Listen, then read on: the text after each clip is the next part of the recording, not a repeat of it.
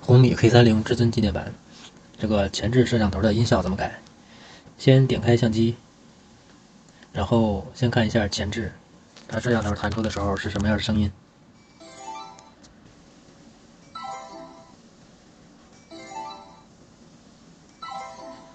更改这个声音的方式是先点右上方这个3个小横杠，然后有一个设置，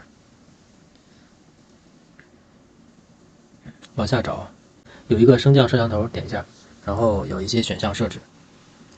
第一个是摄像头的灯效，有绿的、红的、蓝的、浅蓝的。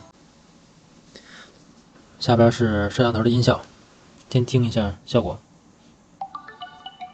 木琴、鹰眼、魔法、机甲、齿轮、舱门。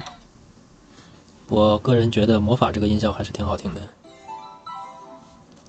不过当然，如果你不想让这个升降摄像头的时候出现声音的话，你可以把这个关了，